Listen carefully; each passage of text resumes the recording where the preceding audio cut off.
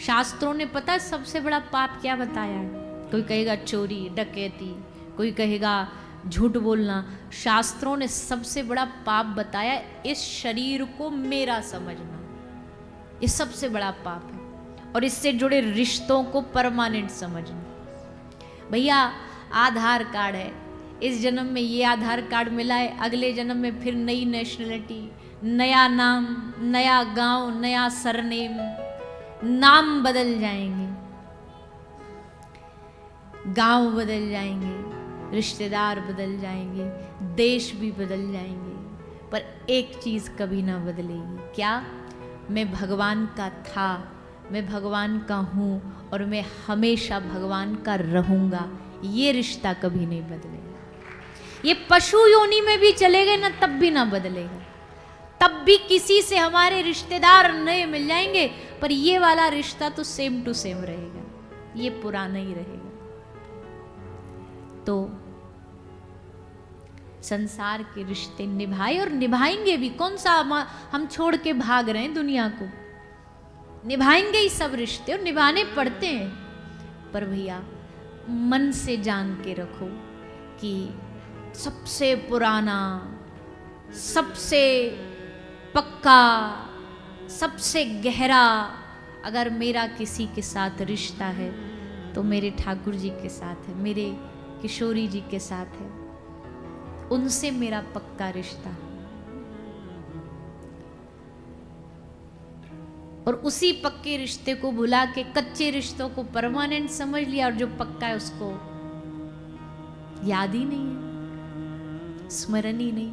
त्वमेव माता च पिता त्वमेव, त्वमेव बंधु च सखा त्वमेव, त्वमेव विद्या द्रविणम त्वमेव। मेरा प्रभु और तो और मेरा धन भी तुम हो, मेरा सर्वस्व तुम हो, मेरा जीवन तुम हो।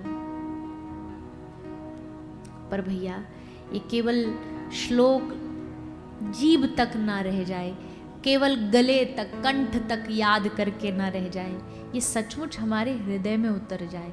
मन कहे इस बात को कि तुम मेरे माता हो, तुम मेरे पिता हो, तुम मेरे बंधु हो, तुम मेरे सर्वस्व हो।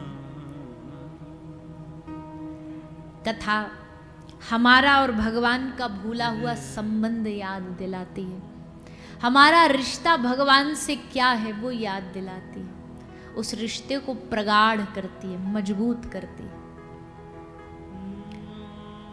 किसी से रिश्ता अगर आपको बनाना है तो भैया देखो, किसी से प्यार दो वजह से होता है। कैसे? या तो आंख से देखकर, या कान से सुनकर, उनके बारे में सुनकर। आंख से देखना तो भगवान को पता नहीं किसको होगा किसको नहीं, पर कान से सुन के उनसे प्रेम किया जा सकता है। आप भी जो यहां बैठे हो, कान से क्या हो रहा है? ठाकुर जी के गुण आपको सुनाए जा रहे हैं, ताकि उनके गुण सुनकर के आपको उनसे प्रेम हो जाए।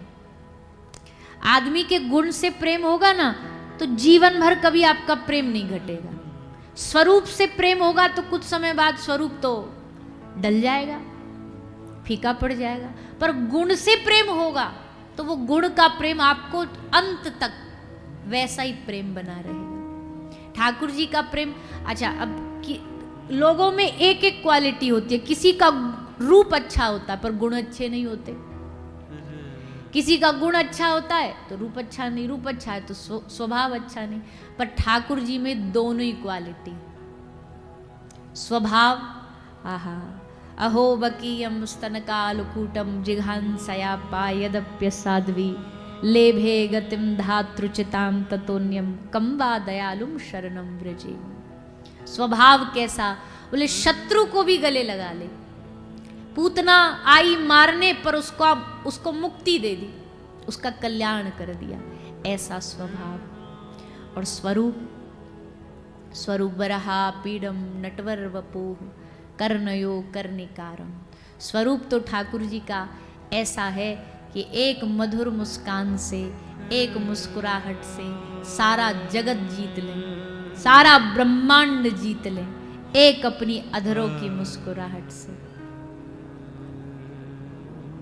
किसी ने बहुत सुंदर बात कही कि सारे जगत में, इस सारी दुनिया में जितनी शक्ति, जितनी ताकत है, उससे 100 गुना ज्यादा ताकत महाराज इंद्र की एक बाजू में है। महाराज इंद्र की एक बाजू में इस दुनिया में जितनी ताकत, उससे 100 गुना ज्यादा ताकत। महाराज इंद्र की एक बाजू में जितनी ताकत है, उससे 1000 गुना ज्यादा ताकत